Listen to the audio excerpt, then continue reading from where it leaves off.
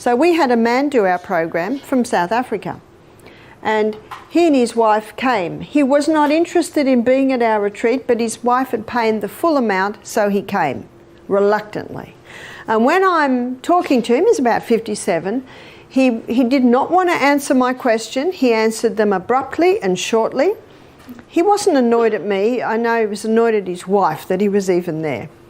I said to him, "Do you drink water?" "Yep, 2 litres a day."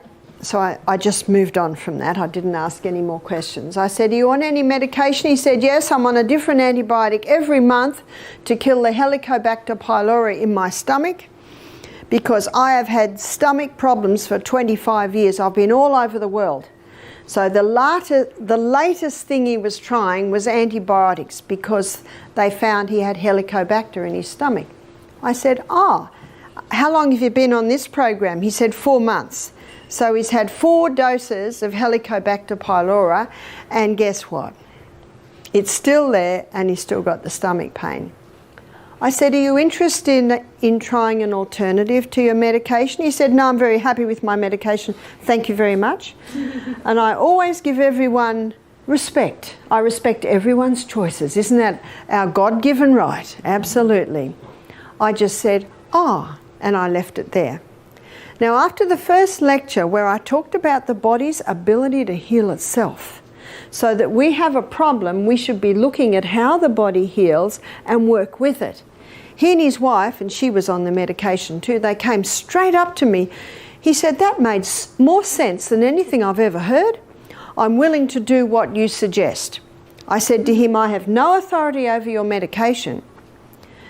But I said, if it was me, I would cease it because it hasn't worked so far, and I would try the herbs that I suggest. He said, "I'm willing." So what I did was I gave him a herb called slippery elm, which coats and soothes the lining of the gut.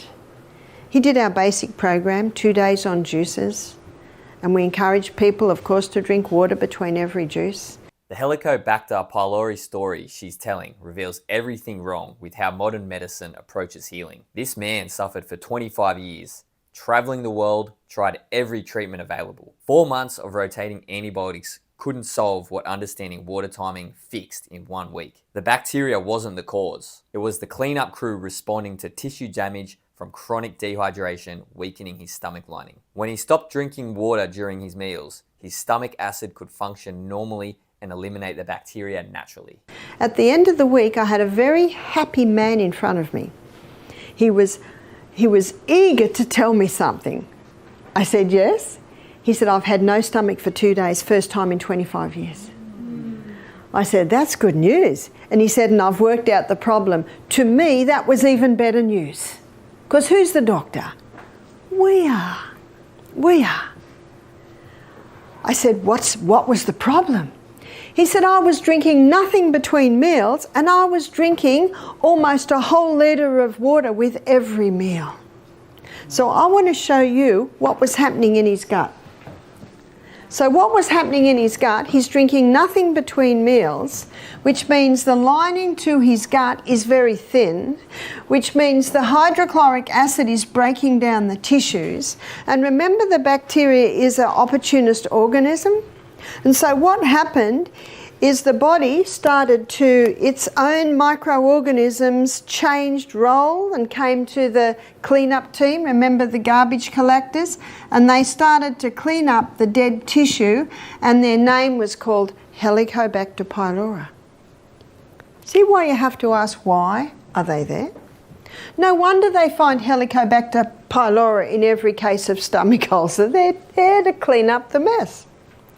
Now, as God would have it, when we smell food and we start to chew food, hydrochloric acid, here's hydrochloric acid is released. And hydrochloric acid connects with pepsinogen to release pepsin, which breaks down protein, but hydrochloric acid does something else. It's antifungal, antibacterial. And so it has the ability to wipe out these guys. And just as hydrochloric acid is considering going down and wiping these guys out, he has a big glass of water. And what does water do to hydrochloric acid? It just dilutes it. Pay attention to this mechanism. It's brilliant biological design that we've completely misunderstood. Your stomach produces hydrochloric acid that's naturally antibacterial, antifungal, and protective. But when you drink water during meals, you dilute this acid right when your body needs it most. The disease was actually his body's intelligent response to improper timing of water consumption. When he corrected the timing, his body healed itself without any medication. This is why ancient wisdom about meal timing exists. Our ancestors understood these biological rhythms that modern life has completely disrupted. So Helicobacter pylori is chomping away at the dead tissue and it goes, whew, that was close. Chomp, chomp, chomp. What this man discovered is that he was drinking water at the wrong time. Do you remember I said to you earlier? I said, how much water do you drink a day? And he said 2 litres. And because he was a little bit abrasive with all his answers, I decided not to push it anymore. So now he drank early in the morning. He stopped drinking half an hour before his meal. That half an hour before the meal immediately thickened that mucosa wall. The water he had the day before fed the hydrochloric acid that's made in the liver. So let's have a look at what's happening now. Now being at the health retreat, he's drinking water at the right time between meals. His mucosa wall is getting thick.